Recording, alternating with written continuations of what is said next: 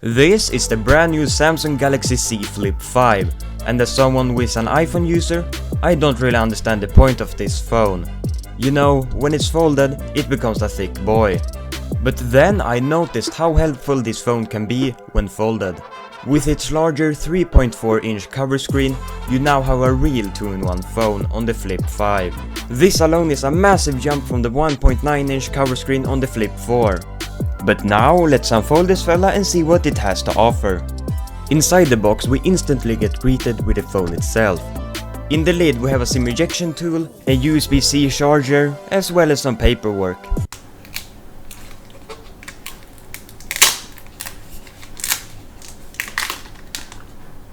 And here we have the Flip 5 in all its glory.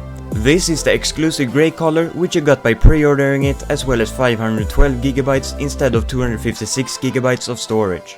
All of this for $9.99. Oh, and 256GB is now the new base storage compared to 128GB. Also, the first moment I held this phone, I instantly noticed its solid build quality. Its frame is armored aluminum, which makes it more durable. And finally, in a Samsung Flip phone, it now fully closes. Well, almost at least. But regardless, the gap is so tiny that you have to be nitpicking to find it. Yet, it's slightly thinner than the Flip 4. All of this makes the phone much more sexy, while also making it harder for dust and tiny objects to scratch the main display while folded. This was one major reason why I was so skeptical of getting a foldable phone. But luckily, the screen is now 25% more scratch resistant. If those numbers are true, nice work Samsung. But this phone is all about folding, and it's really satisfying. One minor detail I noticed is that the upper half of the screen wobbles a tiny amount when moving and using the phone in flex mode. But at the same time, if the upper portion of the screen didn't wobble, the hinge would be stiffer, making it much more difficult to fold the phone. And the real star of the show is of course the upgraded outer display, or the flex window as they call it. Now, you can do loads of stuff without folding the phone, which certainly is a game changer. Do you like to take selfies? Well, great! Because this phone is the ultimate, I can take high quality photos of myself while actually seeing myself device. Apart from the camera, the first thing you see is the clock, which you can customize quite a bit. And then you can either swipe or pinch to see the widgets you've chosen. As of recording, currently there isn't a vast amount of widgets to choose from. You have the regular ones like calendar, weather, phone, timer, along with more. And while these are cool and all, nothing really comes close to the Good Luck Launcher. The Good Luck Launcher lets you open any application installed on the phone on the front display. So what you wanna do is to add applications to the launcher that you want to use on the front display.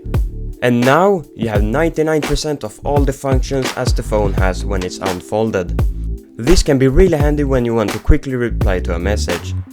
The keyboard on the cover screen is small, yes, but I have no problem using it. Yes, don't write an essay on it. You can also check an email, or why not play some good old Clash of Clans. Now you can really flex on the flex window. I do find the cover screen quite intriguing, as it's made the phone into a fully functional 2-in-1 phone. If I for instance just want to check something on the phone, let's say an email, it's really nice to have it all at a glance on the front display.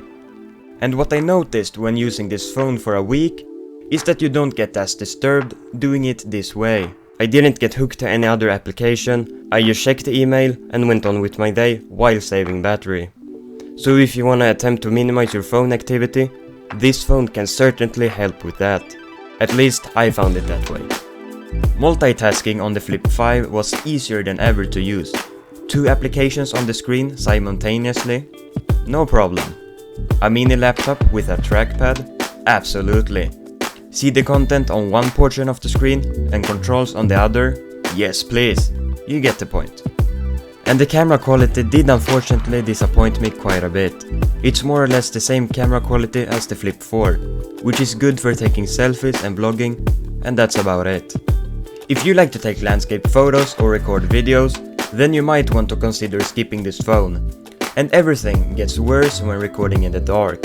And when comparing it to my iPhone 13 Pro, the Flip 5 gets absolutely demolished. But on the bright side, the Flip 5 basically has a mini tripod built in, and you can even raise your hand to take a photo, which just makes sense. Oh, and on the Flip 5, you're still getting a smaller battery compared to the flagship phones. But if you usually use the flex window from time to time instead of the main display, it will significantly improve the battery you're getting. And performance is nothing to worry about, as the Flip 5 packs the Snapdragon 8 Gen 2 chip. You can multitask, run heavy applications or play games with ease. But speaking of the phone as a whole, it's a really fun phone to use and play around with. Even as an iPhone user, it's honestly great. Except for one minor detail which not everyone, but some of you are going to agree with. Yeah, this fella has a really tall screen. For my liking, it's too tall for be using as a daily driver. But scrolling through the internet and social media was an enjoyable experience to say the least. Now, will the Flip 5 replace my iPhone?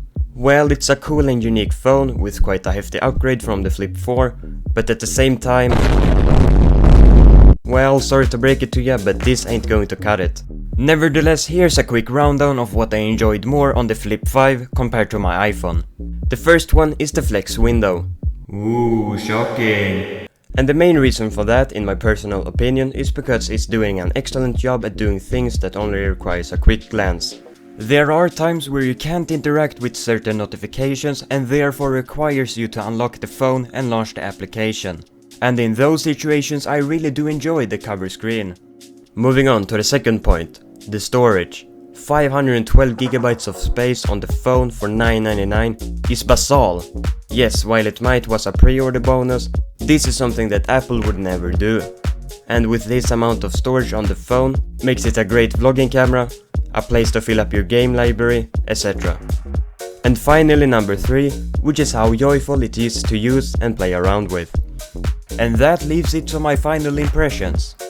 In my week of testing this phone, I can say that this is a really nice phone for people that are obsessed with taking selfies, those who want something unique and something more than a regular smartphone, and of course, a phone for tech enthusiasts.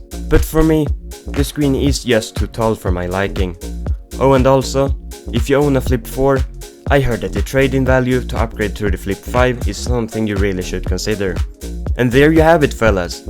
Make sure to drop your thoughts on the Samsung Z Flip 5 in the comment section below. Like the video if you enjoyed, as well as subscribe to the channel if you want to see more tech videos. Thanks for watching, and I'll see you in the next video. Oh yeah, one more thing about the cover screen. Yeah. Prepare for scratches. It got scratched the first day. How beat up will it be after a couple of weeks of sliding in and out of pockets? And yes, there we go. The video is now 8 minutes. Thanks for watching, and I'll see you in the next video.